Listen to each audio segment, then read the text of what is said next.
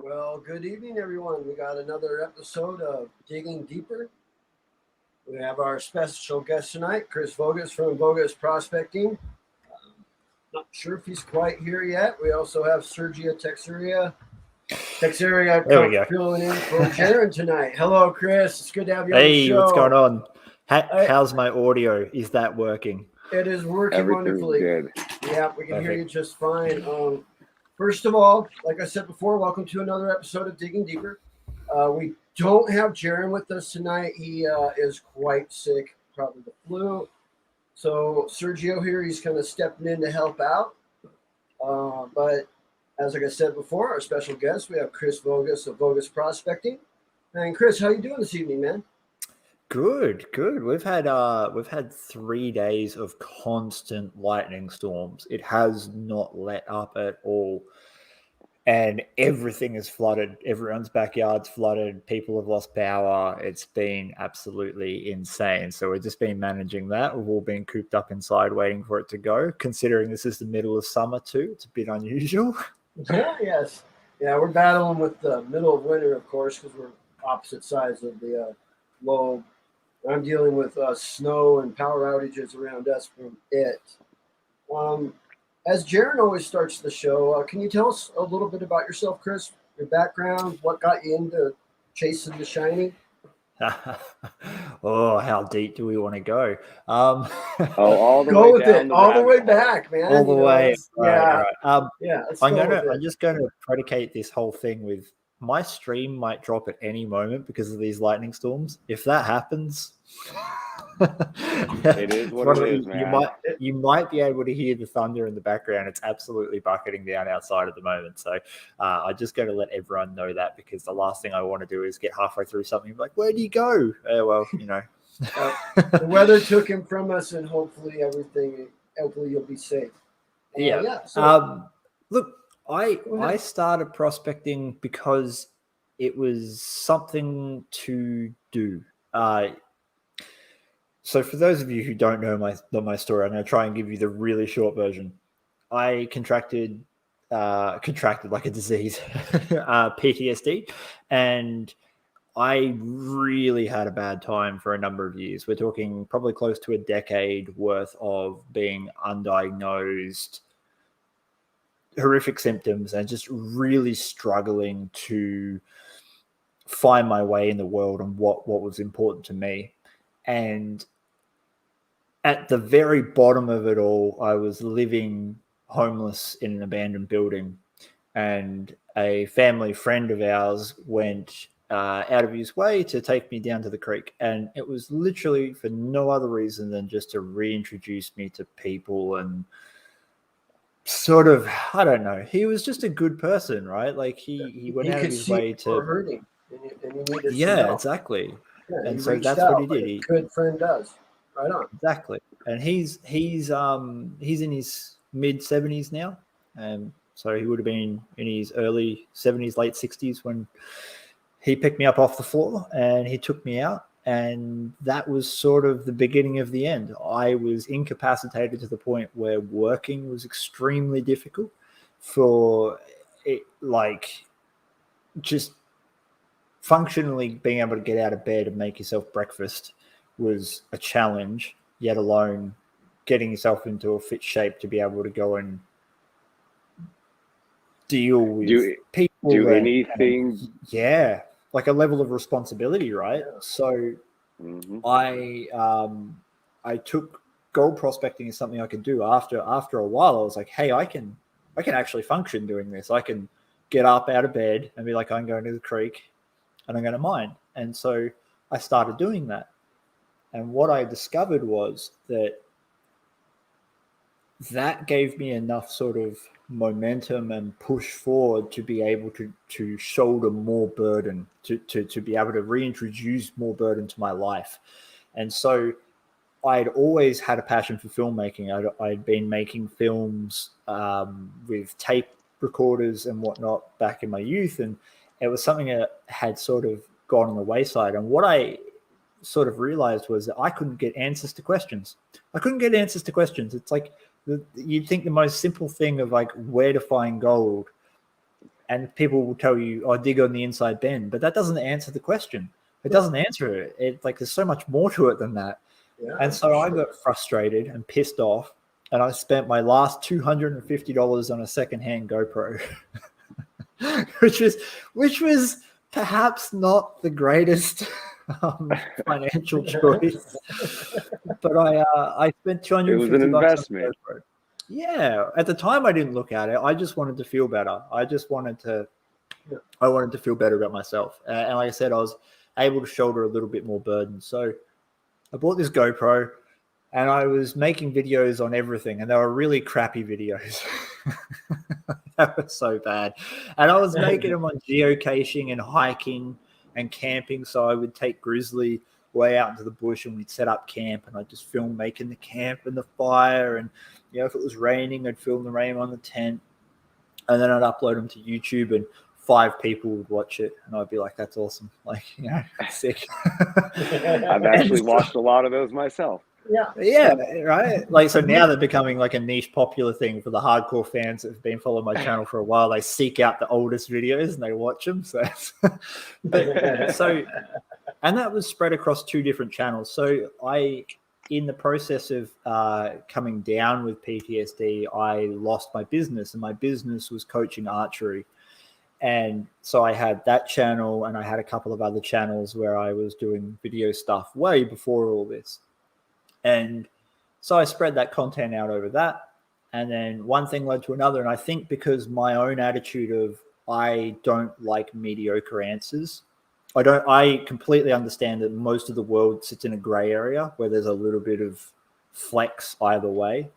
So I wanted to put answers out for people who were in my position, who wanted to get into this more and had no idea where to begin. So I was like, well, if no one else is going to do it, I'll figure it out. And so that was where it all started. It was like, right, we're going to answer every question, and we're going to do it by experimenting. We're going to test things, and we're going to flex theories and just see what breaks and see what sticks. And yeah.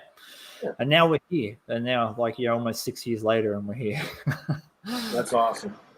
Really so awesome. with the PTSD and social anxiety, was it hard for you to film yourself at first, to know that all the people were going to be watching? No. So okay. Yes, but no. So yes, it is really awkward talking to a camera at the start. It's something I think everyone struggles when they first start that recording of themselves. You have to get used to hearing your own voice through the air. So physiologically, we actually hear ourselves through our jawbone. That's how our audio comes through. And that's why we sound different to ourselves than what other people hear us. And so getting used to that is just the biggest thing, right? It's so difficult. But I've always enjoyed public speaking. I've always enjoyed that kind of aspect. So that wasn't, the people watching wasn't the struggle. It was, I had this, PTSD gives you, it depends on how it develops and what your trauma is and all that sort of crap. But mine undermined my self-worth. So to not overcomplicate this, if you have PTSD, you have childhood trauma. You can't have it without childhood trauma. It doesn't work. And so the coping mechanisms that I developed as a kid basically had this rhetoric that was, you are worthless, you are not worthy, you are not skilled, you are not good enough. And bringing that into adult life and then having PTSD symptoms means that you revert to that coping mechanism. I am not good enough, so I will not achieve this thing. It's just like a self-fulfilling prophecy, right? That's a very, very narrow band of explanation there. It's a lot more complicated, but shouldn't say complicated. It's a lot more in depth than that. So when it came to filming myself, the hardest thing I had to get past was I didn't want to come off like an idiot. I was sharing something I was passionate about. So I didn't want to come off as just some bogan that's hillbilly in Australia. I didn't want to come off as some bogan dickhead that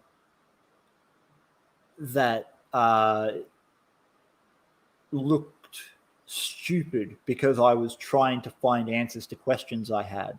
I wanted people to understand that I was trying to seek these answers out, not just for me, but for the people who wanted to watch it. I wanted to put that information out into the world. And that was the hardest thing to overcome, was that you judged yourself so hard that you'd edit in a video and you look at it and you're like, oh man, I sound like an idiot. And eventually I got to the point where I realized that people really enjoyed the fact that I put a video up and find a 0.05 and be like, look at the gold I found. Like, holy crap, look at that. And they love it because that's what they were finding. That's what they were getting. Right? That would be the first thing I said. That's what I find, or even smaller. So yeah. Man, I go out there. There are days I've never been skunked. I've always found gold. But when I say that, it literally might be 1 or 2 pieces. Like, I feel that. I wish Jaron was here with us right now, because we've had our days where Jaron and I are out testing new ground, and I'm punching holes, and I go, oh, we got a speck here. Jaron's like, nothing. And next hole I plunged spec there. And it's just funny sometimes, you know. You just got that luck going. You know, I love shaking out the roots, things like that some people maybe aren't thinking about, you know, outside that box. You know, for sure. especially nowadays. I mean, you know, you said that inside bend thing. Well, every minor prospector has probably come across inside bend. Yeah, you know, so no one checks the outside. No one wants to check the outside. Well, there's no gold on the outside. Yeah. Well, that gold on the outside is probably better. I've got videos, man. Yeah. I've got a video where I pulled 8 nuggets, proper nuggets, like 0.5 gram plus pieces of gold with an SDC off the outside bend when the inside bend had already given us 14 grams of flour gold. So we'd spent weeks working this spot. And I looked at this outside bend. I looked at it and I was like, I know that outside bend was sitting under original ground because it goes from working straight into a cow paddock. And that cow paddock is natural sloped, right? So they never touched it. And I'm looking at it and there's gravels oozing out of it. I'm like, oh man, that gets smacked by the flood every year. Eh? I should check that one day. And one day I swung the gold monster over it and found a little 0.01, a little bit less picker. And I was like, well, that's good. You know, I think we have the potential here for maybe some more. So I swung the SDC over it, and the first piece that popped out, 0.84. Oh. I was like, oh, here we go. Those ones when they hit the pan, they go, thunk. It just kept coming. There was just more and more and more. 8 nuggets. Awesome. It's just like, and this bench was maybe the size of like 2 kitchen tables. Like it wasn't big. Yeah. 8 nuggets. I was like, well, if there's nuggets, maybe there's pannable gold. So I start panning it, and it's all coarse. The pans had pickers. There was no flour gold in it. It was all coarse, chunky stuff. So every man and his dog had hammered that inside bend. There wasn't a scrap of gold left on it, right? Like a good solid meter of bank had just disappeared. and here I am on the outside bend where everyone ignores. Everyone had been working next to it for months. And like, you're right. It's about taking the risk to jump into the other places. Yeah, for sure. I mean, here in Montana, famously, we'll see windblown pine trees from over winter, and it's like, let's go shake those roots out. They're exposed. Let's see what's under there. That's an honest story that led us to a 10-foot deep hole. Yep. And it was on top of a cliff. I mean, it was a crazy, crazy day. Sergio, anything you want to ask Chris? Okay, so how did you make that transition from working an everyday job to doing what you do every single day for a living now? Oh, okay. I have to predicate this with it is not for everyone. And I really mean this. It's not to put a dampener on you trying. And I think if you've got the passion and the drive and it's something you want to achieve and you don't know how to do it, you should definitely try. But just be aware that it takes a certain mindset to deal with what I deal with every single day. So on Facebook at the moment, we're reaching, it's slowed down a little bit now. So we were reaching for the last 6 months around 2 to 4 million people a day on that in views. That's now slowed down to 200,000 to 300,000 a day ever since Facebook announced their Meta stuff, and I believe that's just back-end algorithm crap changing. Now I say that to give you some perspective, right? So every single day I was reaching approximately 20% of the Australian population around the world, but like that's how many people it was. So every week I was reaching the equivalent of more than the population of Australia. The point is that when you have that amount of people engaging and interacting with your content, it blows back on you in ways that you can't necessarily predict. So the pressure comes from I feel like I have to clear this part up before I can explain how I did it. the pressure, the problem why not everyone's going to be able to handle this is because of the amount of people you're going to have to interact with and the types of people. I've had death threats, I've had physical threats, like very tangible in my local area, like we're going to bash your skull in, we're going to bury you in a mine shaft and all that sort of crap. And I know where these guys live because I see them out on the goldfields, right? So we get those kind of threats. And it's kind of like F around and find out, bro. But it's not the point. The point is that's at the extreme end. Every day you're going to end up with trolls, and you're going to end up with abuse, and you're going to end up with a lot of pressure from companies wanting to get some of that advertising traction. You're going to get all kinds of crazy offers from advertisers that don't necessarily fit in with your brand or your ideology. And I've seen many people, many YouTubers, many Facebookers, many social media people lose their way doing this. So I've made a point, and I talked to like my cameraman about this, and I talked to my close friends and my mining partners about it. I always want to stay true to what I personally believe in and push that. So that's it. It's hard to say no to a brand deal when someone throws $4,000 on the table and says, I just want a 1 minute spot in one of your videos. But when that's for a crappy freaking mobile game that I don't want to play, and I don't want to force other people to play, I'm not going to take that. But it's tempting, right? Because it's $4,000 sitting there right in front of you. They're like, oh, we'll give you $4,000 today. All you got to do is a 1 minute spot.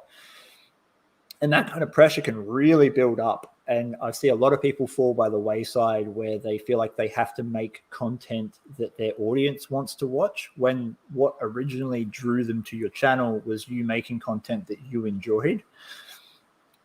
And so it's easy to get deviated like that. So again, it's not for everyone. I think you have to have a level of detachment almost. I think that's where PTSD has been good for me. In some ways, is because there is a level of detachment there where I'm able to separate sort of, exactly, right? Like I don't care. I kind of have a long, every now and again I'll screenshot something and send it to my cameraman. I'm like, oh bro, check this out. This is this is hilarious. But it's not for everyone, because there are pressures from multiple different angles, and it can certainly ruin you. Like there is no doubt in my mind that a lot of people would not handle that so well. So having said all of that, it shouldn't stop you from trying, because I'm of the firm belief that social media, in inverted commas here, influencers, social media influencers are a very important part of today's educational landscape. And I mean educational landscape in terms of everything from how to do stuff to life coaching, right? Learning about yourself and learning about other people in the world. So we have gone through the stage of knowledge collection.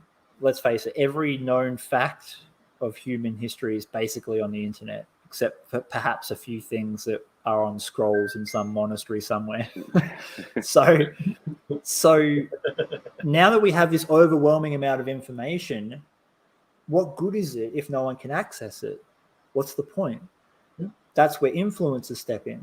Influencers are people who have, for the most part, and I have to say this again, there are a lot of influencers out there who are doing this purely for money. So their motivations aren't as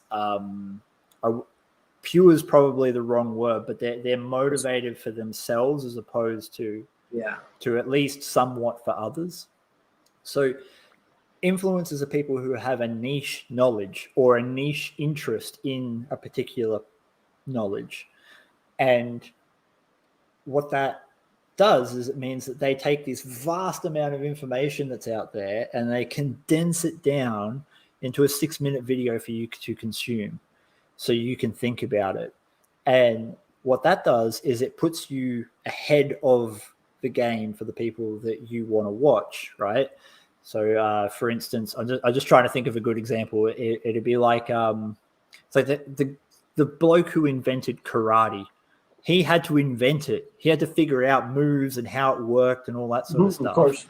But now I can go take a karate lesson and start where he ended after 50 years of research, because I've got the benefit of all his knowledge, and that's what influencers do. So my role is to share some insight, some knowledge, be willing to experiment and fail in front of you so that you have the opportunity to learn how to find gold, why it's important, not necessarily for the money, all the stuff I do on my channel.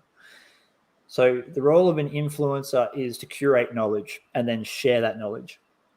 So I got here by doing that. And that's what I think most successful influencers or YouTube personalities do. They take their niche, and if they're good at communicating, or they have the ability to learn how to communicate and handle the pressures of it, they succeed. So that's a long-winded answer to your question. Nothing wrong with that. It's a nice deep answer, actually. Absolutely. I mean, honestly, go ahead. I've only been prospecting. This will be my third season coming up, and I never knew anyone who did this kind of stuff. I mean, everyone thinks I have an old man hobby because I'm 38 years old and would rather spend more time in the mountains by myself than going to a bar or a pool hall or stuff like that. And when it came down to it and I wanted to learn, I think I went on YouTube and just typed in how to find gold. And I believe your video was one of the first ones that popped up. Same here. And that's it, man. That's exactly what I was just talking about, because it's people like you who are like, hey, I've got an interest, but I am starting from zero. So to teach you yourself from zero with no outside influence is a steep learning curve, and you're going to need to be freaking Gandhi when it comes to patience to get through it. Oh. But now you can jump on YouTube, Facebook, the internet, type in how to find gold, and how many resources come at you. And then it's just your job to pick who conveys the information to you the clearest. I mean, that's one of the reasons. Absolutely. Prospecting Buddy, the group that Jaron created, that's the main focus of it right there. Is sort of for us to share information. Those that don't know, they have a safe place to ask a question without being assaulted by somebody that thinks they know it all. There's such basic question that makes them stupid, and we've all seen that. And, like, how many times a day do you see the question, which metal detector should I buy? Like, and then there's always one guy that's seen that question 50 times and he's sick of it. And he's like, stuff you. It's asked so much, blah, blah, blah. It's like, yes, it does get asked a lot, but there will always be people who are willing to engage with that person. So it's just your job to shut up and move on, right? Yeah. Learn to. Yeah, I think it was the way you actually took one topic and kind of gave every single detail. Uh-oh. The storm hit him. Lost him for a second. Oh, he's back. He's moving again. We lost you there, Sergio. So we lost you halfway through the question. Can you? Okay. I guess I was saying, like, the way you kind of went about tackling one subject from so many different angles and giving as much information as possible was the thing that I found the most helpful, and that kept me watching you. You and Grizz made me fall in love with gold. Yeah, that's awesome to hear, man. That's awesome. Like, and the amount of work that goes into achieving that, it can't be understated. There's so much, right? Like, you take one very simple concept out of prospecting and trying to explain it to someone without talking their ear off for 30, 40 minutes. It is difficult. It's really difficult. You have to pick and choose the bits that you put in. Otherwise, you're just there for hours. I mean, I get a lot of comments saying to people saying, oh, you should make 20-minute videos. And I'm like, I don't want to make 20-minute videos, because what I want to do, there's nothing worse on YouTube than clicking on a video that you're interested in, right? And then it's got a 1.5-minute intro with an ad in it. And it's like, hi, my name is blah, blah. We do this on this channel. You should subscribe. We've got a sponsor, blah, blah. And it's just nothing for 1.5 minutes. And then they drag out the process, and it's a 16-minute video that could have been done in 5. Like, for the sake of efficiency and enjoyment, I would much rather put out 3 5-minute videos about a subject that focus on specific points so that you can understand them and we get straight to it than one 20-minute video that fluffs around. And so I try to let the video dictate the pace and the length. I don't go, I've got to make a 10-minute video, so I put more B-roll in it, or I do a talking segment. I just start editing and wait. Like, I rewatch my video probably 20 times before I publish it, just to cut out the bits that aren't important and change the sentence structure and stuff for that exact reason, so that when you click onto it, you can be like, I get it. I understand. Yeah, exactly. The light bulb moment. Yeah. Yes. Yeah. I do. I have problems with the longer videos. They won't hold my attention span. But you get me on a 6-minute video, something short like that. I'm like, down to the point. That's actually exactly what I wanted to know. I'm not getting flooded with all this extra stuff.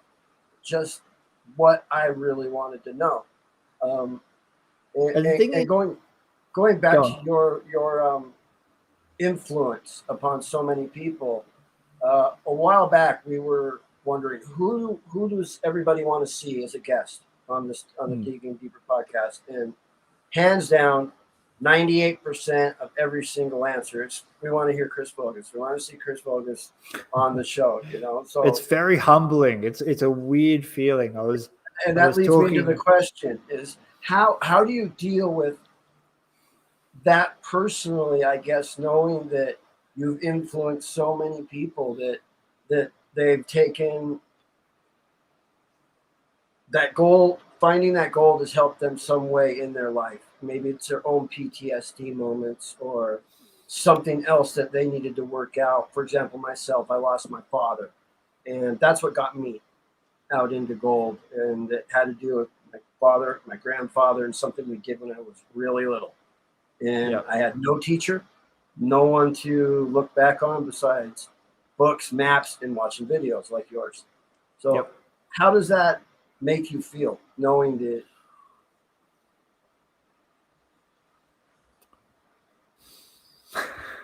That's a hard one, isn't it? I've got to be careful here, and this is important. I'm hyper aware of the influence the channel has. Like I said, we had a 6-month spate there where we were reaching millions of people a day, and even now it's hundreds of thousands of people a day. That's nothing to laugh at. A lot of those people take what I say very seriously, and I understand that because I have channels that I follow that when they talk about subjects that matter to me, I take them very seriously because I have built a personal bond with that person, even though I've never spoken to them and I have never interacted with that person. I feel connected to them for whatever reason that might be, because I enjoy their philosophy or I enjoy their personality. I can relate to it, whatever. So I'm very aware that people have that same sort of connection with my channel and me. It becomes very apparent when I meet people out and about. So my show, I live in the Goldfields, so there's a lot of people locally who watch my show, and I'll be shopping and people will stop me and ask me questions and all that sort of stuff, and that's fine. There's absolutely nothing wrong with that.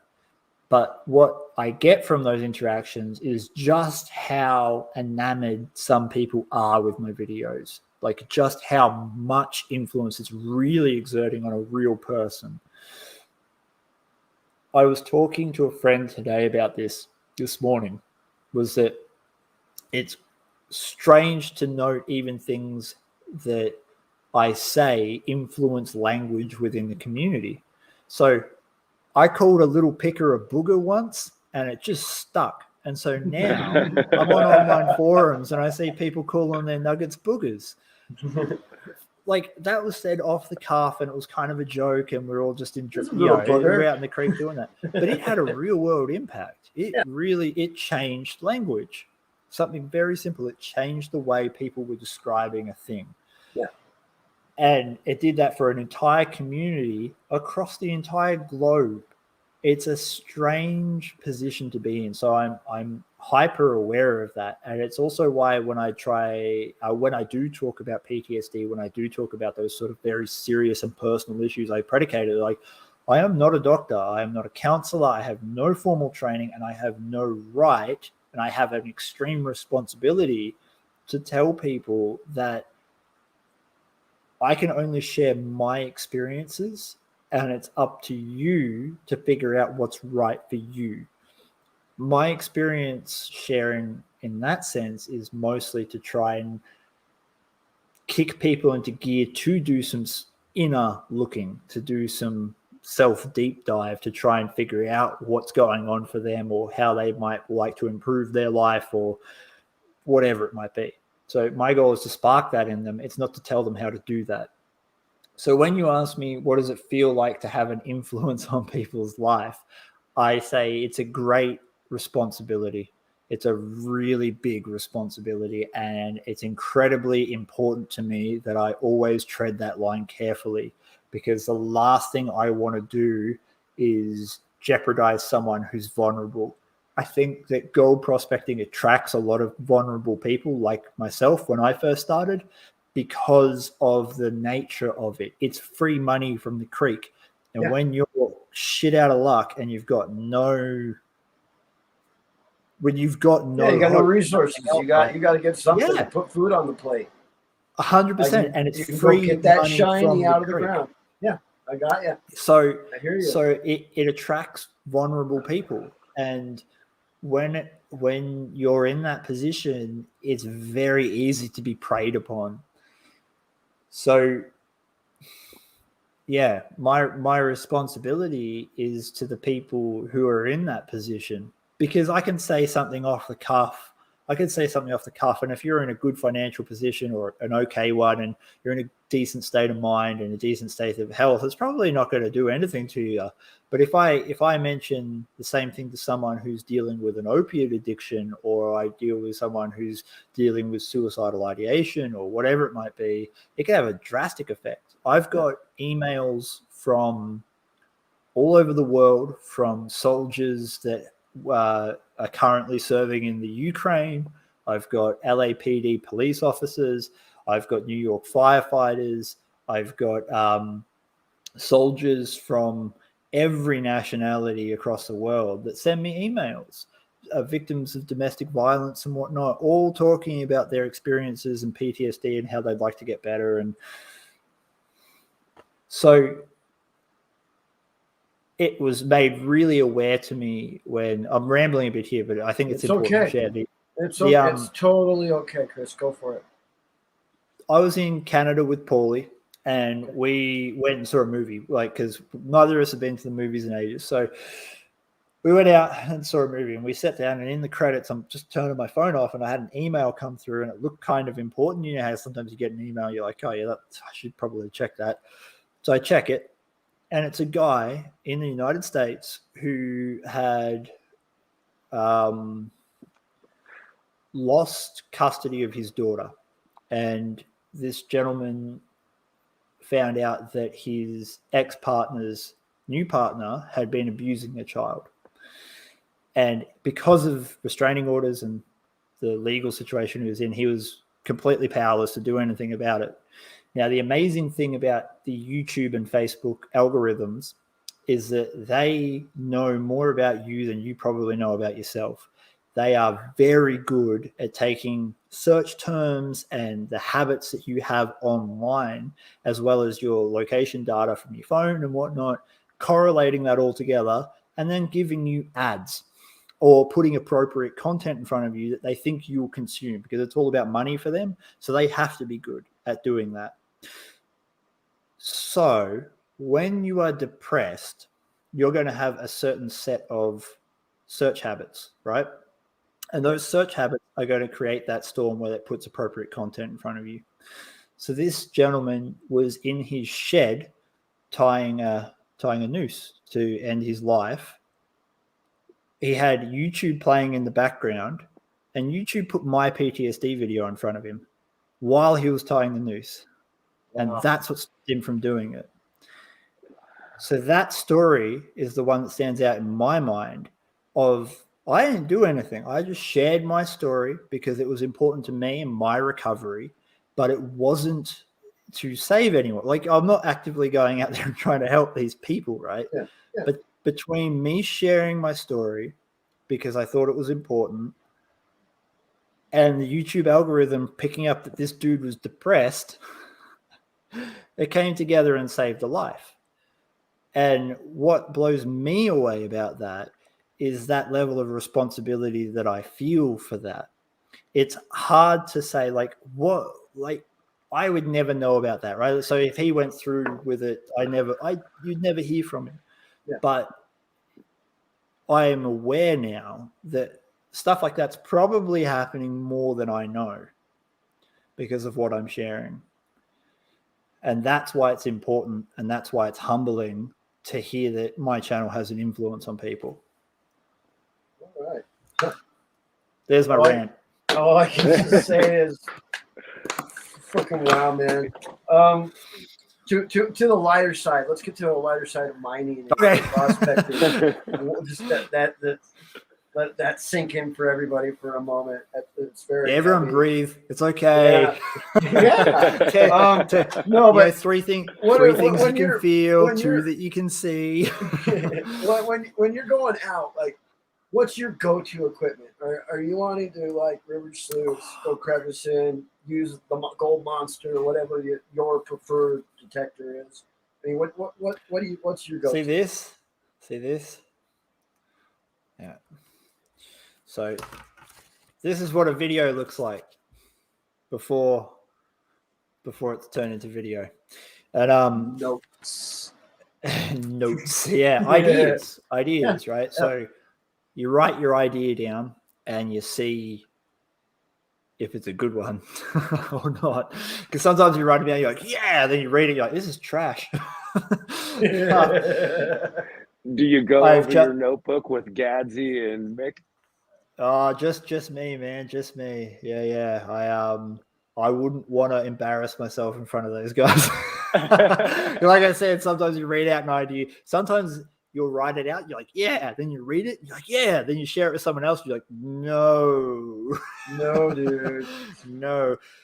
I just last night wrote one out that I think is going to be a very important video for a lot of people because it's going to help put in context not only what gear is important, but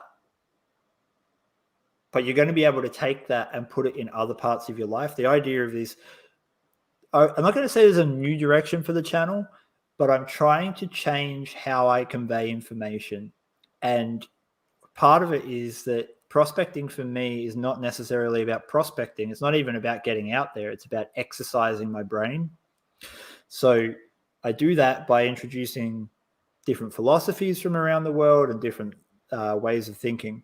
And this one written on gear, I want it to achieve two things. I want people to relax about the equipment that they use. I want them to chill out and just stop stressing so much about it so that they can enjoy themselves and find more gold. And the second thing is I want them to be able to apply this to their life in general when it comes to like buying things. Well, I think a lot of people have struggled with that whole thing. Like a lot of people think that buying this thing will solve whatever problem it is. Anyway, that's the direction of that video. So your question was, what's my go-to gear? It's whatever I feel like using that day. So I've got Garrett and MindLab and XP and potato pans, and I've used a cooking pot, and I've used a Hessian sack, and I've used a rocket box and a high banker and metal detectors of all different brands, and it doesn't matter. I don't care. As long as you're out and you're having a good time, it's whatever feels right in my hand that day. If I feel like using a potato pan, I'll use a potato pan because they're really fun and they're quite enjoyable. But there's also more energy that goes into using one. So if I don't feel like using a whole bunch of energy, I'll take a steel pan because it slows you down and it makes a nice noise when the rocks roll over it. Like those growlers in the bottom. Yeah. I don't think. Yeah, people put too much emphasis on gear. It doesn't matter. It doesn't matter. I challenge you to go out with a plate. I challenge you to do it. I've done it. Just go grab your dog's food bowl and go panning with that and see how much gold you get. I've done it with a 2-liter bottle. Yep.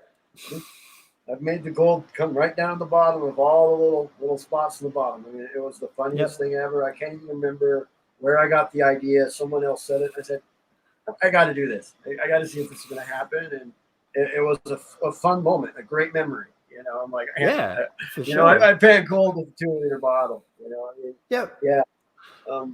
Out of all the years you've been prospecting, what are some of the most cherished memories you have, whether with friends or your family?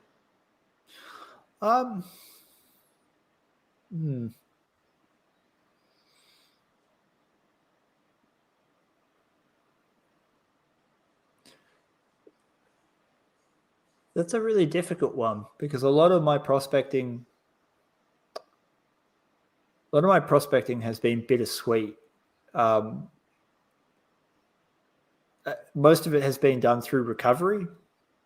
So often when I've been on the creek, it's been difficult because, like, mentally, it's been a challenge just to understand. Yes. To be there. So the memories I have, the good ones that I have, I'm hesitant to say tainted, but they're definitely double-edged with that feeling. Especially like a lot of the videos you watch, the way it's projected is not necessarily the way I was feeling inside. And that's taken me a number of years to get to the point. I think a lot of my favorite memories have very little to do with prospecting and a lot to do with sharing time on the creek. So having the opportunity and the chance to meet Mick and Gadsy and Steve and many other people that you don't necessarily see in my videos. That's like a saying my bro Jaron and I always said, I've heard Sergio say it too, it's not about the gold.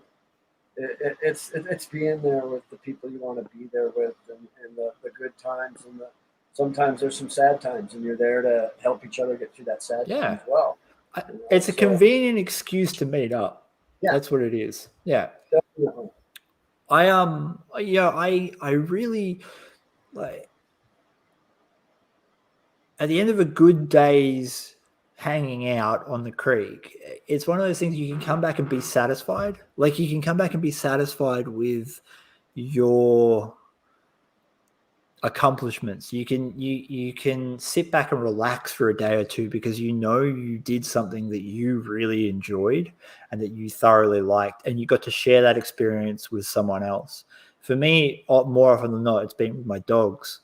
Like that's where my real enjoyment has been, because how many dogs in this world get to live a life like that? You know, so many of them are stuck inside, or a fenced-in yard. They don't get to go anywhere.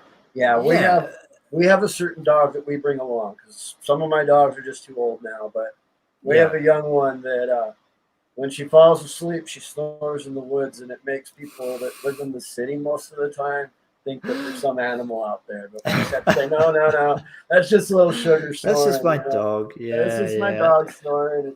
And she's having a blast, you know. So I think Speaking of dogs, do you have your little prospecting buddy there with you? Is Fern around? She's at training today. So because of the thunderstorms being constant for 3 days, like she's storm proofed in terms of thunder and lightning for a storm is not going to worry her. But even I'm on edge after 3 days of constant lightning with the house shaking and stuff. It's been a nightmare. So I took her to daycare today and I gave her the trainers. I was like, she needs to have some fun. Like she needs to just blow off some steam and run around and whatnot. So that's where she is at the moment. She's at daycare with the trainers, hopefully blowing off all the electricity that's been injected into us over the last 72 hours. A little bit of that static charge rolling through you. She gets that. She literally she does this thing where she rolls on her back and she squirms on the carpet, and if you touch her after, it's like Yep. Yeah. She's a good girl. So talking about gold, when was the last time you went out to an area that you didn't know if it had any gold or not? And what happened? Real, someplace you come and you never knew where the gold existed before, and what happened. I'll tell you about the dream story. I think that's going to be the most fitting one for that. Give me just 2 seconds. I just got a message. I bought a dry blower. I'm gonna call him out here. I bought a dry blower from a company called Reed's Prospecting here in Australia, and Reed's has been fantastic with me, like absolutely brilliant customer service, and they know their stuff. Like they're really good at what they do. Anyway, this dry blower originally last season got stuck in the Suez Canal on that bloody ship, so we missed the season. So when we had the chance to use it, it was stuck on a ship.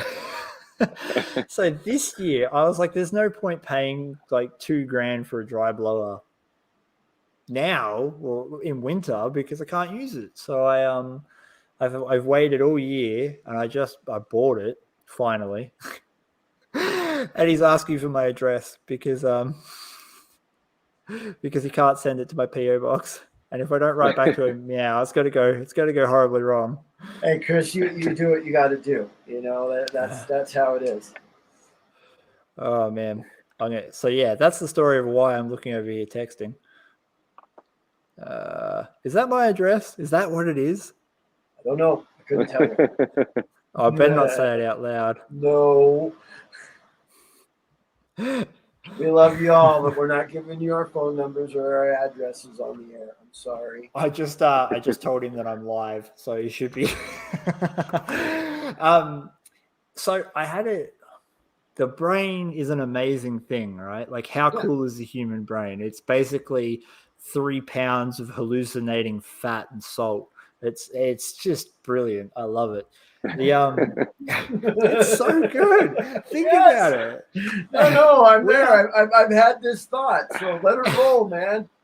Man, like so, there's a lot of evidence that suggests that we are more closely related to mushrooms than we are apes in terms of our nervous system. So our brain, our spine, and the nerves that go to all our extremities are extraordinarily closely related to fungus.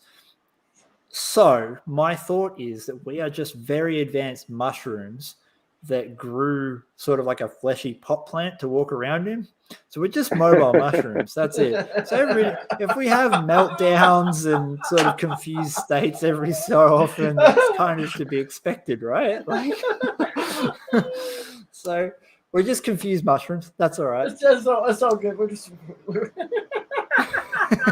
Yeah, you guys are going to be thinking about that for a while. And this is why I'm thinking that if you have magic mushrooms, why you get such a trip. Because it hooks you into the world, the mycelium world that you're meant to be part of. There's some outlandish stuff that doesn't make it on Vogus very often. Anyway, mushroom theory aside, so I think the brain's a magical thing because it works constantly. It's forever on. Even when you're asleep, it's sorting stuff out. Oh yeah. And I've had the unfortunate luxury of finding a lot about how the brain works because of PTSD. Yeah. And as well as techniques and stuff to make PTSD more manageable, that also unlocks a lot of things within your day-to-day life. And so I'm hyper aware that as you pick up information from all over the shop, whether it be online or you're out prospecting in the same area, your brain's doing a lot of background work, piecing stuff together and making a picture. And it has to do that because if it actually showed you all the information that's coming into your body right now, you would just collapse in a big mushroomy mess and not be able to do anything. So from like a photography standpoint, this is how it became clear to me, was that if you hold your fist out in front of you like that, where's my fist? There. Lost it. Your fist at arm's length is about what you see in sharp focus at any given time. And the rest of it is blurred. So if you stare at one spot, so a book, for instance, and you should be able to see one, perhaps two words in sharp focus, and the rest of it will be blurred without moving your eyes.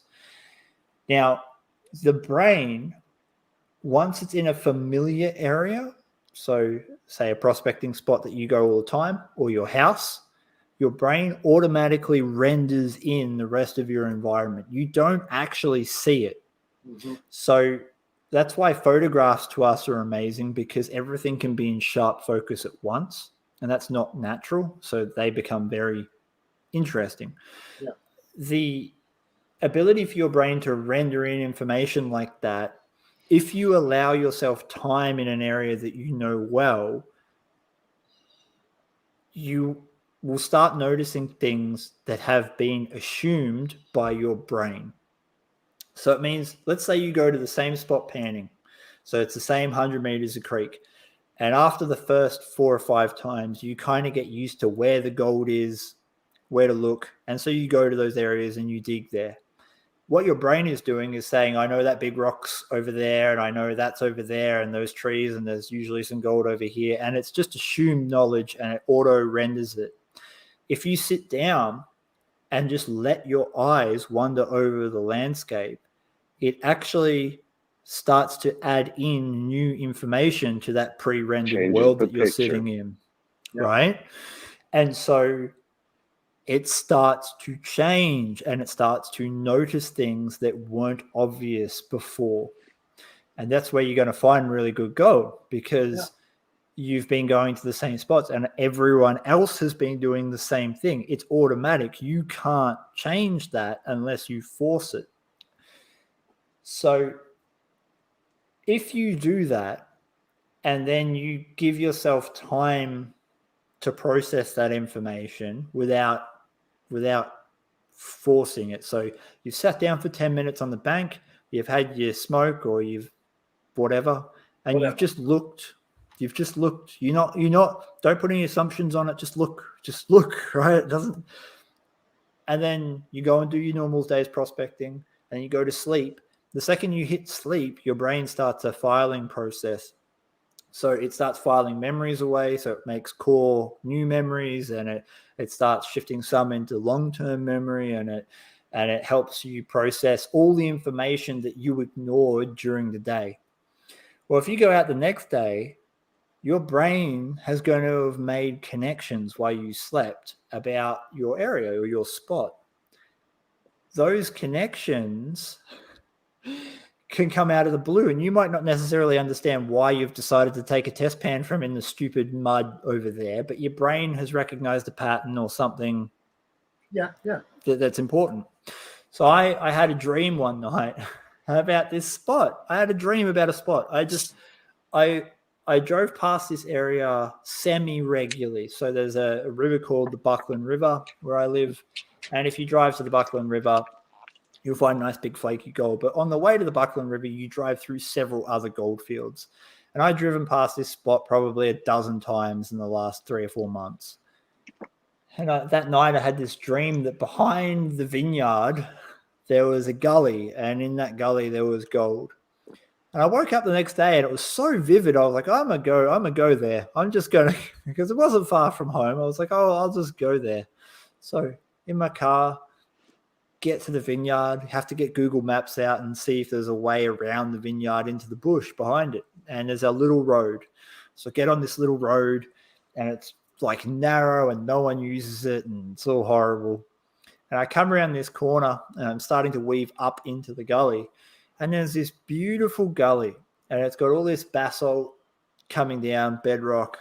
There's no workings, no tailings piles, no holes, nothing. I'm like, oh, I don't know about this. I could only see puddles of water.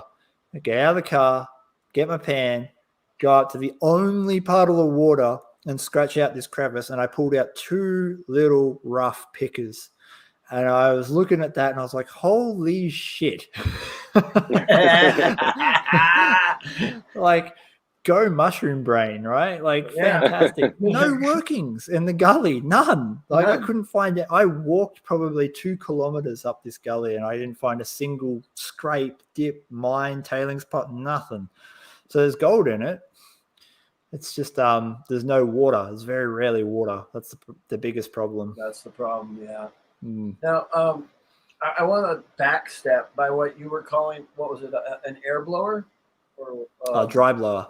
dry blower. So I'm thinking in my mind that means dry washer. Yep. Okay, That's thank you. correct. I wanted to make sure. Australian term for it. Yes. Yeah. Yeah. All right. Excellent. Actually, I have somebody who wants me to ask you another Australian term. So when the shit hits the fan there in Australia, what is your term for that? It's the same. It's the same? Yeah. All right. Well, there you go. Oh no! I just lost my my feed here. Oh God, that's not good. Well, at least you're still up. You're still visible. Yeah, I'm still here. So, out of all the years you've been prospecting, what are some of the do's and the don'ts you've learned over the years, and whether with your friends or by yourself? There's only really, so if we're just talking strictly prospecting, the only rule is don't listen to what other people have to say about where you will and won't find gold. Just go test everything. That's it. That's the only rule, because that's why I started the channel, right at the start of this whole podcast. We were talking about how I got started and I couldn't get answers. Well, I couldn't get answers because everyone was assuming that gold follows the hard and fast rule. I have found gold in the stupidest spots that you would not assume. I found it in everything from sand to clay to gravel to bedrock to just plain dirt. I found it in all of it. I found it in reefs that had no mineralization in it at all. I found it in reefs that have incredible mineralization. The last video I watched of yours is with your metal detector just going crazy on a reef. And then you had pinpointer out. It's just going nuts. And I think that went into a grinding banding video from there or something. But yeah. So that's the only rule. The only rule when it comes to pure prospecting is just do not listen to where people tell you will and won't find gold, because you will find it everywhere. It's up to you to figure out where it is. That's what makes a good prospector. Excellent. Yes. That, and I love a map. Give me a great topo map, and I'm going to read that topo map, and then I'm going to go out there. But I love dredging.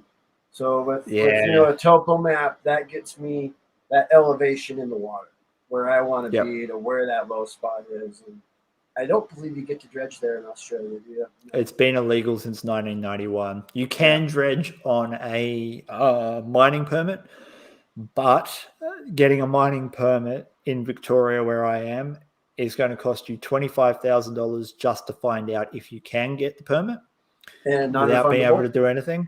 And then about $75,000 in other permits after they say yes. So it's just not worth it. So, like, if you're out and about, you're on a creek, you're just probably river sluicing. High bankers are about as far as we can go, and they're pretty much only legal in Victoria. Almost every other state, you can't use them. So, yeah. Sergio, got something? Oh, well, I know the rules are a lot different here in the States. I think one of the things I like the most about where you're at is that you can actually discharge back into the main creek. Yeah, so we better cover that because it's a contentious point. A lot of people talk to me about it and get quite defensive.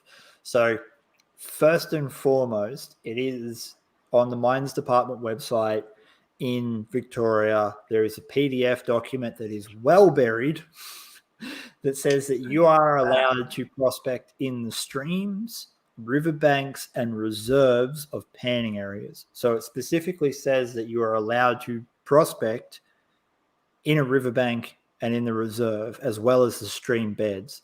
That implies that you can use any tool that is legal to use. We are allowed to use high bankers so long as the dirt is moved by hand.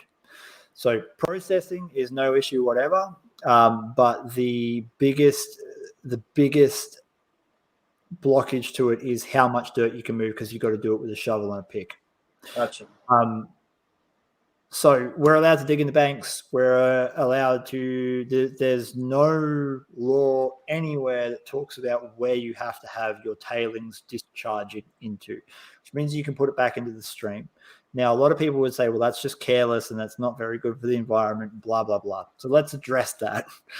The first thing is, you're only allowed to do that in recreational panning areas. So areas that have been designated open for prospecting. All of those areas, almost, I'd say 95% of them are in old mine workings from the gold rush. So a lot of the creeks and rivers that we're prospecting in aren't the true rivers and creeks, and they have already been totally freaking destroyed. Like, that's why they're set aside for panning and prospecting like we do. So we're not, like, I get a lot of people saying, oh, you're stuffing up that beautiful, pristine stream. I'm like, well, that's actually a drainage ditch that's coming out of a cyanide dam. So like, that's the stuff that's not on my videos. It's very hard to explain that sort of stuff in context. So, and then a lot of people say that we're going to kill the fish stocks. Well, so for instance, we got on film the other day a whole school of carp coming up the stream, which is an invasive species of fish, directly into our high banker tailings, because they don't care. Yeah. No, Why they don't, and the reason they don't care, and this is on a heavily mined stream where thousands of prospectors go every year, and you often have multiple high bankers working in close proximity to each other every day of the week. And the reason they don't care is because I've literally watched a flood in real time strip from one side of the valley to the other. That's a 50-meter shift in a couple of hours. It cuts straight across the valley. And it does that every other year. So the amount of silt that's in the water from any minor flood is going to far outweigh me and all the boys with high bankers digging as feverishly as we can for 24 straight hours. And we don't do that. We might dig for 15 minutes and turn it off, and then turn it back on and run for 30 minutes and turn it off, and then run for 10 minutes and turn it off. It's not doing anything to the fish. I watch the trout eat the food we stir up in the creek. That's the same thing with dredging here. Is they're always scared, saying we're ruining the reds, where the fish are going to spawn, and it's always some kind of trout concern. While I'm watching the trout right next to my nozzle eating that mayfly or that caddisfly larva, and and then when we're done, we have a new pile in the middle of the stream, and some of the fishermen like us to leave the holes open. Fish have because it creates an eddy and a shelter. And shelter, and sometimes we fill them back in, and hey, I pull batteries and all this other good stuff out of there too. So and I totally believe we improve the environment for the fish and for the recreationalists. Yeah, and I think it's important to note though that it's not industrial mining, and this is where I think people get confused. Exactly. A hobby prospector like myself, like, I'm flat out moving a meter or a meter and a half of dirt in a day. If I started the first thing and I was really physically feeling quite good and I had all the energy in the world and everything went smoothly, I would be wrecked after a meter of river gravel, because digging that stuff out when it's hard packed river gravel is no joke. It's hard yakka. It's difficult to do. And so they think that we're moving dump trucks of dirt every day, but I'm moving probably less than, like, the rain we've had the last couple of days. I guarantee you Reedy Creek right now will be probably in a 10 to 15 foot flood. And when I get down there, it is going to be completely different to what I left it. Like, it's going to be completely different to what I left it 3 days ago. I was digging in the same spot for a week and I'd barely changed it. Like, I understand that. I've been asked to ask you about what it was like for you when you came over here to the Pacific Northwest in the States. Amazing. So first of all, Mount St. Helens is one big motherfucker of a mountain. Yes, it is. Welcome crap. to the Pacific Northwest and real mountains, my friend. Bro, I live very close to Australia's tallest mountain, like very close, right? And it looks big. You're looking at it, you're like, that's a big mountain. Then you see St. Helens, and you're like, that's a big fucking mountain. That's a big mountain. That is something else. Like, holy crap. You think, yeah. It's just, that's what blew me away was the scale of some of those things. That's what really got me, was just how massive the Rockies and everything else were. I liked it. The only complaint I had was that you guys don't do coffee very well. I'm sorry. I'm sorry. Don't shoot the messenger. You guys don't know what real coffee is. It's okay. We can teach you. Shit. I was talking to Shane from Clash Guitars about it. And he's like, oh, you call that? He goes, Australian coffee's terrible. I was like, nah, man, you've just killed your taste buds over the last like 30 years drinking terrible coffee in the army and stuff. I mean, ooh. I found a place run. I found a cafe run by an Australian. And I went in there and I had coffee and I was like, oh, thank you. I had a Tim Hortons coffee and it was like, nah, nope, I'm out. Done. I drank tea for the rest of the trip. So yeah, that's my only complaint. It's a minor complaint of mine. How was prospecting? Did you get to prospect while you were in the Northwest? Yeah, I did. It was that good. Different from being in Australia? It was. I'm not used to the volume of water. That was the biggest thing. So I've been in big rivers, but the biggest river I've been in was nothing compared to the tributary that Paulie took me to, You guys have big rivers, like really big rivers. We have a lot of desert and a lot of seasonal floods and rains like that, but we do not have rivers that move that quantity of rock down. So the hardest thing for me to figure out whilst I was prospecting was exactly where those high friction, low velocity areas that gold tends to hide in actually were. And I noticed that it took something a bit more to get it to happen. So I think if I went back now, I'd be changing the dynamic of where I would be checking, because I know that the gold isn't likely to pack up where it packs up for me just because of the sheer volume of water. That's very interesting. What the difference is, how it'll pack out for you. It looks like we have a builder, Casey Lawson. He makes a hand pump high banker, and they've been making an appearance in Australia out here. And have you seen it yet, or know anybody? Yeah, man. I have seen a couple of people over here start making foot powered and hand powered high bankers. And it's bloody ingenious to get around the laws, right? Because the laws here in Australia say that you are not allowed to use a mechanical pump, like powered by electricity or petrol. Yeah. So if it's powered by human. Yeah, it's unfortunate. Casey, who makes these, Casey Lawson, Washington, the state of Washington, actually weaseled a way into it that now his little invention is not able to be used, which it's a sad thing. There's a gray area in Australian law that technically gravity dredging would be legal. Yeah, that's really all it is. I mean, that would be interesting for me, but I'm not willing to be the guinea pig to film that and put it up. Do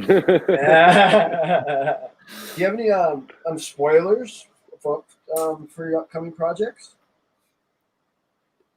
Sort of. It touches on what I talked about before when I showed you my notebook, is that I want to share more of the reasoning behind why we do what we do.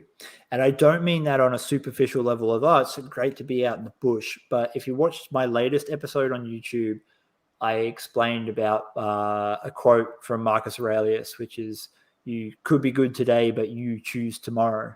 Yes. And that quote resonates so much with me on so many factors in my life, including prospecting.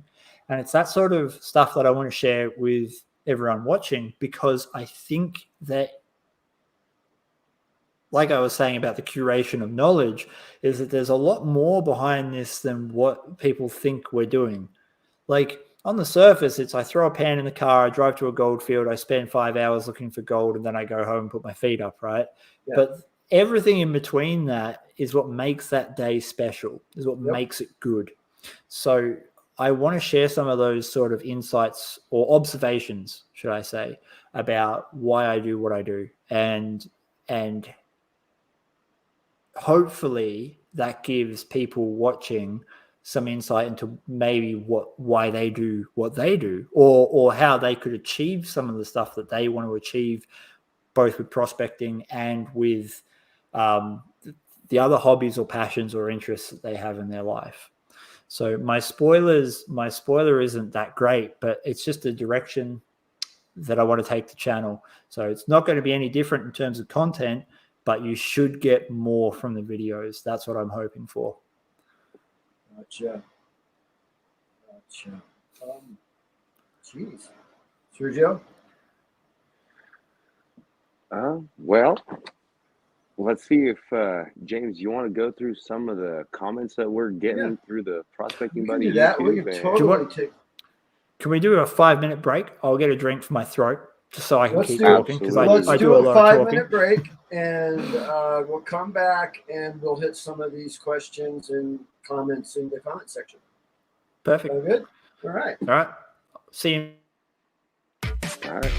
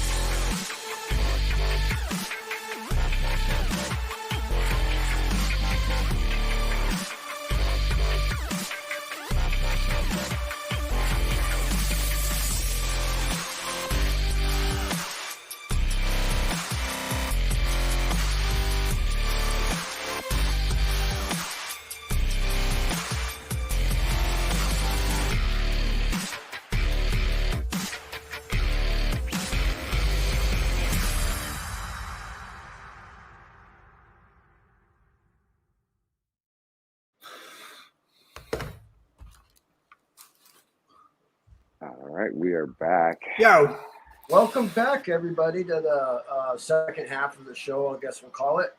We're gonna go through some. We'll go intermission. through some intermission. We never know how long these shows are gonna go. They just, we like not the best word I could choose, but kind of let it just flow, organic. Yeah. It does what it does. It goes where it goes. But I'm let's see literally just here. posting up a story for people, so hopefully they come over to your channel and then they can ask some questions. Well, we'll see what happens. I'm going to do it. That's excellent. Why not? Thank you, and we appreciate that, and we do really appreciate you coming on the show and sharing your story with us. I mean, it does touch home to a lot of people. I mean, not a lot of people realize how many people out there are struggling with PTSD. I mean, it is very, very so common, and your program has done a lot for people. So I hope you, from my heart to yours, brother. Great work. I think there's one really complicated thing that is very hard to put into words, and I'll try and make it concise. The modern medical literature does not understand how important the role of the central nervous system actually is for pretty much everything. And that sounds like a dumb statement, I think, because people are like, of course your brain and spine and everything's important. But what I mean is there are a lot of things like depression is, in my experience, and several people I know who battle with it, depression is nothing more than suppressed anger. And I'll let you think about that for a little while, right? Depression is nothing more than suppressed anger. There's a little bit of nuance to it, but it can absolutely destroy you when it comes to letting or having to suppress that level of anger for so long. But it's not recognized as that. It's recognized as its own separate condition. And it's interesting watching people go through the process of uncompressing a lot of anger that they've been pending up for a long time and seeing the depression lift. And there's a lot more things just like that. So I don't think that modern medical understanding has fully caught up with where it needs to be. And I think in the future, we will get there, but it's going to take a lot of people, probably like myself and other people, sharing their experiences and their reasoning behind doing things to reach that stage, to put enough pressure on the governments and the organizations that are in charge of these sort of medical things. Hopefully that makes sense. No, that made total sense. We get into to figure out some things a little bit more in depth than just shoving pills down people's throats. Yeah, that's right. Let's treat the problem, not the symptom. Yep. I think my mother was a nurse for 60 years, and that's exactly what she'll say. She's dead honest about it. Is the medical in the U.S., the medical profession, is treat the symptom, not get to the underlying main issue of what's going on. But all right, so we got some comments here. We got the rediscoverers. I'm honored to know Chris, even in a limited capacity, due to being on opposite sides of the world, and watching him has definitely helped me with my own personal stuff. Big shout your out pay dirt was fun as, man. It was good. I hope so we basically exchanged pay dirts, and Nice. The rediscoverers sent me a bag, and I made a video on it. I don't feel like doing reviews is really my thing. So I tried to put it in context of another learning experience that you could exercise at home utilizing pay dirt. Mm-hmm. And it was good fun. It was really nice being able to remove like 50% of the heavies with a magnet. I don't get to do that. Not so much often. tin, huh? Yeah, it's just a little less tin. Let's see here. What we got? Yeah, we got Fernando Curiaz. He's saying, "Hey guys, it's awesome. Chris is one of the first YouTube channel I started following, and definitely learned something new every video." Right on, Fernando. I don't do entertainment so well. I struggle to make videos that are entertaining. So I'm sorry, you get educational crap. That's exactly what people need. Let's see. Let's talk about I'm a Okay, well, while former he's looking for over-the-road ahead. truck driver. Took my coffee serious, but I was fussy at 1 a.m. in the morning. I got used to truck stop coffee for the first year out, laughing. People and their coffee. I'm the same way. I cold brew, but it's because of my stomach. It's less acidic, so I have a specific thing I do. And I worked for the evil corporation of Starbucks in the early '90s. I've learned now. I'm not saying I like Starbucks coffee. That's why I go to the evil corporation. But I did learn how to roast coffee, and I know what good coffee is, and that's not good coffee. But anyway, yeah, that's not the once good you've stuff. had, it might take you time to adjust to real coffee because there's a lot more intense flavor, and it doesn't taste like cat's piss. So it's once you get used to that, I promise you, real roasted coffee is so much better. It's so good. I don't Now you're talking about actual coffees or espressos? How is North America even functioning as a society with coffee like that? Like, I don't get it. Maybe that's one of our problems as of late in our functionality problem and not getting. That was the real reason for the Capitol riot. They were like, everybody, we have bad coffee. We're gonna do something stupid. This isn't even instant coffee. This is like the stuff they've swept off the floor and. I gotta stop. Oh, God. I gotta cop so much hell from people saying. What happens? See, I'm scrolling. Okay, so I do have a question while James is going through some more comments. So when you started the pay dirt bags, did that give you more stress to have to go out there in the field and produce? Yeah, man. Yeah. So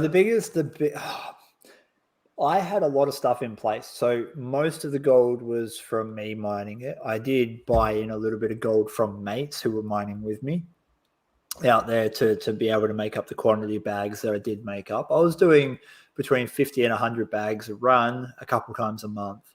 And when you're talking about guaranteeing people like a quarter or a half gram in your bag, so I had a 70% ROI guaranteed. So I would put in my 70% ROI and then it was mixed with concentrates. So you would usually get more. Like some people ended up with like 1.5 grams in a $30 bag because of the concentrates and the gold that they were getting. So like I tried to make it as good a value as possible pay dirt, because I wanted to share an experience for people of what it was like to pan the dirt that I was panning. That was the primary goal behind it. It wasn't to make oodles of money or anything. It was just like, I want to give you guys the opportunity to see what's in the video, feel it, pan it, and experience what it's actually like to be out in the creek there. And it got too much. It just got too much, because what would happen is I would make up 100 bags and that would take me all weekend just to make the bags, like just to weigh out the dirt, put the gold in, seal them, and prep the bags. And then it would take me another entire day to package them, write the addresses, and get them to the post office. So we're talking 3 days in packing, and then probably, depending on how much gold went into them, a week or two of mining for my scale to get that gold. And then I'd put these bags up and they'd sell out in 4 minutes. I think our record was 100 bags. Oh, God. All right, we got to do this again. Yeah, and people everyone wants to play in the tin. You just made all that money. I'm like, yeah, bro, I just lost 3 days too. Like, yeah. And so they'd sell out like that. Heaps of people would miss out because everyone was trying to get them at the same time. And I'd get these really abusive messages from people saying that, hey, it's not good enough. You should do more bags. I missed out. I've been trying to get one for my son or my daughter, and that's not good. And I'm just like, bro, I'm one person. And I just had enough. I was like, nope, Done. No more Not doing bigger. it. It's not worth it. It's not like if everyone. I think perhaps I would have kept doing it in a smaller batch. So if I hadn't been receiving those really abusive messages, and so that's what stopped it ultimately was people's reactions to it, because the overwhelming response I got of positivity from the people who got bags was great. I loved the fact that people were enjoying it and they were getting good value and all of that. But it was coupled with the fact that I knew when I put bags out, some people would miss out and it would cause problems. And so now it's just like every now and again, I'm going to throw out paid up bags, and it is what it is. If it's just in person, it's just in person. And I'm sorry to everyone who misses out on them. It's just honestly, it's just out of my control in terms of me being able to manage other people's expectations. So, Yeah. Also, let's just a quick little note. Let's not forget to look at get on Chris's YouTube. Hit that follow, that like. Get out there, go see it. We can get the link to it strung across the screen right now. Would be really awesome. There it is. Look at that. I just kind of love that technology. I had a comment from actually one of our prospecting buddy members, Sean Ingalls. Prospecting for me is my therapy. Gold or no gold. I'm the most centered and comfortable when I'm in the creek, washing rocks, getting wet, laughing out loud. Yeah, it is. Yeah. I think what it really gave me was an outlet. So it sort of does everything you're meant to do. There's a checklist when you come out diagnosed with some kind of nervous system condition. That's what I'll call them. So that covers PTSD, anxiety, depression, bipolar, whatever, a nervous system condition. If you get diagnosed with that, there's a checklist that you're meant to do. So you're meant to eat right, you're meant to physically exercise, you're meant to take vitamins and minerals, you're meant to socialize appropriately, you're meant to and moderate things like alcohol and drug use. Because if you can do all those things, you put your body in a neutral state. So what is your neutral state? And from there, you can then do exercises, mental exercises, to help pull yourself out of that disorder. So when you go prospecting, you're physically active, right? And you're usually able to engage with maybe one or two trusted people. So you are socializing, you're spending some time outside of your head and outside of your little echo chamber.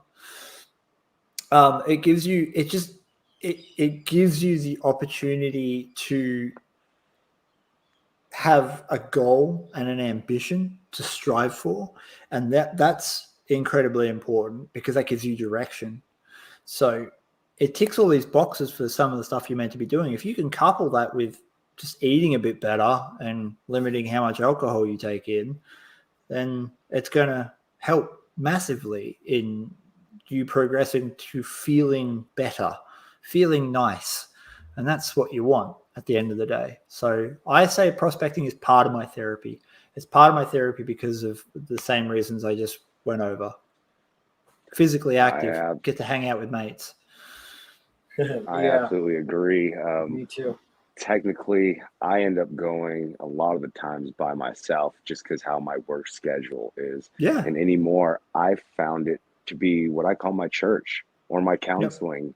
Yeah. I'm out there with I literally call it my listening to therapy. the wind and the water, and I can go through the things in my life in my head more clearly without all these outside distractions. All I have is the what I like to call it the deafening silence of nature, which is so loud in its own. You know what I mean?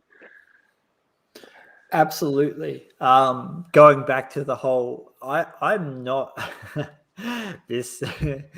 This has to be made clear. I'm not some kind of hippie that believes in aligning chakras and crystals and bullshit like that. But there is something to be said about nature's ability to re-regulate your nervous system. whether that's because we're a mushroom that needs to touch the dirt every now and again and we're in a very foreign environment, or there's some other hoodoo stuff going on.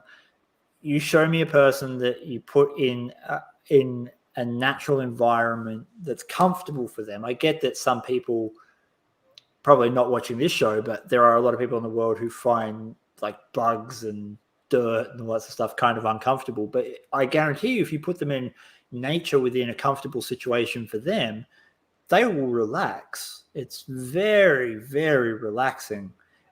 Because I think the noises are more harmonious with what our nervous system evolved with, and there's no real surprises out there. I mean, I got to look out for snakes and spiders, and you guys are going to try not to get eaten by bobcats, but that's not really a over concern. It's like, it's one of we had I don't this know. summer I had a lone wolf creep up on me about 50 yards last season. That was definitely a heart thumper. It's Hey, I'll really bet. funny thing. You bring up the nature and the animals. A good thing happened to us last summer. We put in, we had a gold camp all summer long. It was pretty much within 2 spots, within 200 yards of each other. And it's really neat when you first move into the woods, so to speak. Everything kind of gets quiet. The animals are like, and you are trying to get used to each other a little bit. And then on that like second or third day that you're there, it's like the woods wake up. They're like, the woods are like, all the animals are cool. You're there. We used to have a bear that had a path above our camp, never comes down. We actually left apples out one day, something like that. Bear never came down. It was just like this, we're here, you're here, we're all loving nature, and we're all getting the best of the time and using it in a productive way. Yeah. I have a question here for you. Actually, a statement, Chris. I didn't forget about your walking stick. I've been lazy. I'll start polishing it up this weekend. So that's from Mr. Matt Barkus. Something awesome, bro. Awesome. Yeah. Look, hey, I'm in no rush, man. You do you. Good art takes time. And there you go. What's the most surprising thing you've found in your pan? A fish. Fish. Yeah. I had my fluid bed sluice box, so obviously it's got the chamber underneath the main bed where the water comes in, and I picked it up and I tipped it out, and then I usually reverse it just to make sure if any gravel gets put into the water injection pipes that it will come back out. So I tipped it out and a fish came out, and a little one like this big, trout, and it was just swimming around in my pan. I was like, oh, look at that. So yeah, that's probably the most surprising thing that's come out of my pan. I'll answer one question for myself. Somebody asked me if I've sucked up a fish with my dredge nozzle, and honestly I can say no. I do know that my little brother Lindy did, and it went right out the back end of the 2-inch sluice and swimming right on down the river like nothing happened. Yeah, that'll be probably the fastest that fish has ever moved. Yeah, exactly. But personally, no, I haven't sucked up a trout, any kind of fish. I think I got a crawdad or two, but that's about it on that. I think the strangest thing I've pulled up, and I don't even believe it's strange, is I pulled up a cell phone this year, and it was one of those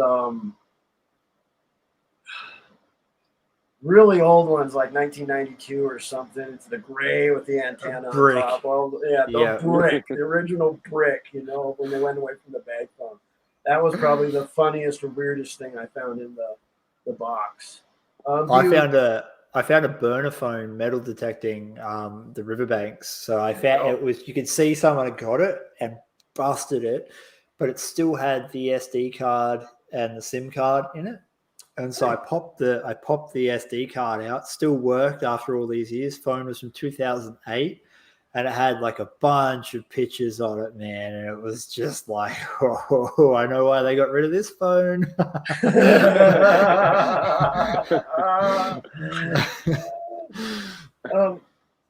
Yeah. Do you have any plans to come back to the Northwest or any U.S. Pacific Northwest or any other parts of the states for that matter? I would love to. Gold all over the place here. Yeah, man. I would love to. I think it's something that it needs to be done. Unfortunately, with the way that the world is at the moment, it's incredibly difficult. Travel, yes. I mean, I've been talking with Paulie about him coming over to Australia, and that's been in the works now since 2019. And it's just, even now that our borders are like open, they're not easily open. Yeah, exactly, right. Yeah. So it's just finding the space to be able to do it, whether or not that means waiting another year or however freaking long this takes. But yes, I want to do it badly. I think. Awesome.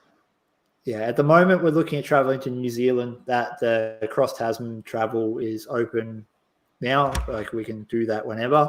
So I will probably be looking at setting up a trip later this year to get over to New Zealand and do some. They can dredge over there, so it'd be great to be able to hook up with some followers or other YouTubers to do that. Yeah, get down to the suck zone. That is just we talk about going out into nature. There is something when you're on the bottom of a creek, river, stream. You're completely submerged, just breathing air. There's a zen there. There's something that it's just everything else that goes away. That's what it does for me anyway. Any of my worries of the day, it's gone, and I'm concentrating on one thing. Amazed watching things go into the tube. Sometimes it doesn't go. I'm just like, I'm wow, look at that stuff go, man! It just back out to the back end. I have a question. What's been your best gold day? There's different versions of that. Okay, all right. Let's break it down. All right. What's been your best recovery on weight, and what has been your best day for just like all out? This was the funnest gold trip ever. And we didn't. I can't even answer that because I don't know the actual numbers. So to put it in perspective, this is why I'll just explain it. Do it. The best single day panning I had, which was 8 hours in one spot, and I pulled 4 grams, just using a pan, 4.2, I think it was. So that was a good day.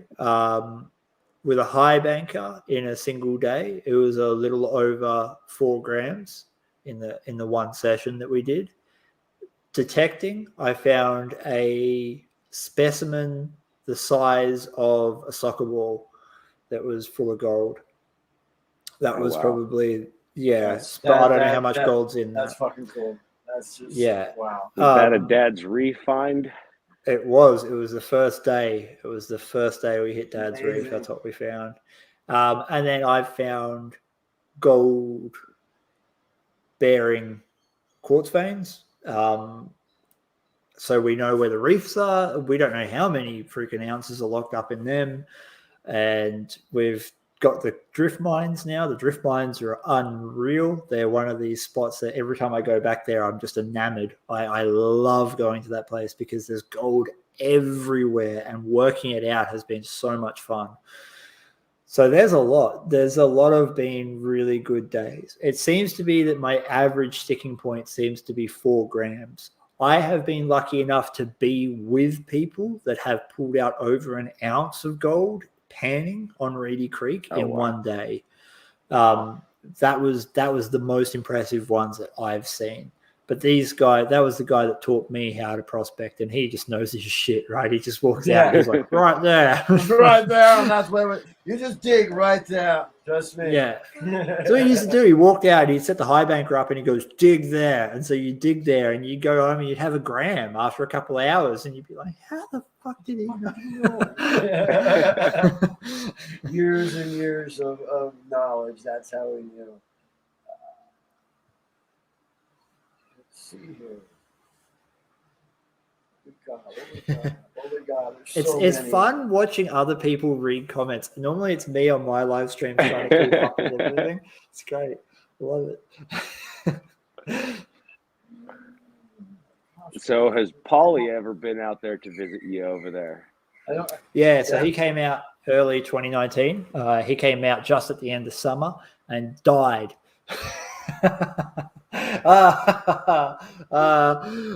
Everyone else. Is it the heat Everyone that else. got him?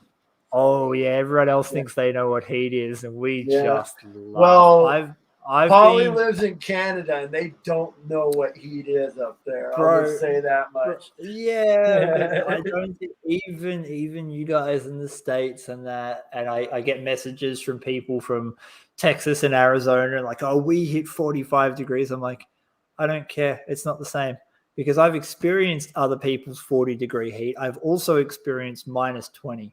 So I know what these things, I've traveled around the world a little bit and I have experienced these things in other countries. Guaranteed that 45 degrees in Australia would probably destroy most people from around the world. and I've got to why explain this most because opal miners are underground.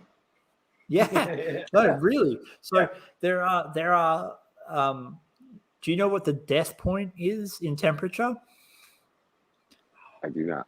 I do not. So the death point in temperature is a healthy human person in the shade, not doing any exercise with as much water as they can drink, will die if it's 100% humidity at around 35 degrees centigrade in 2 hours. So you're not doing anything. You're in the shade and you have as much water as you can drink, and you will die in 2 hours, right? So we get to like 45. The hottest I've ever been in here was 49.8. And Excellent. That's centigrade. So that'd be like 120 something, I think, in Fahrenheit. With humidity sort of around that 40%. So down in Victoria, it's a drier heat.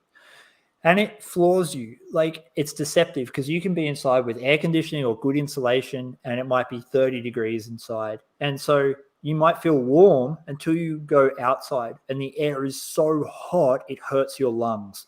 So it looks like you can do something. I say like, oh, it's 39 degrees out, and I get all these guys going, oh, that wouldn't be anywhere near as hard as minus 15. I'm like, bullshit, because in minus 15, you can rug up and you can still get out and you can still do some things. And that's right? always what I've said about heat and why I don't like it.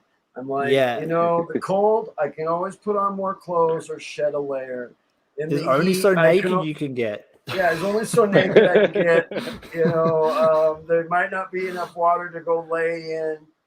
But Chris, we're going to have to wrap her up for the night. No worries. I'm loving having you on. I want to have you on again in the future. Keep those great videos coming. If we could get that running across the screen one more time, I would love for that. And thank you. Easy as, bro.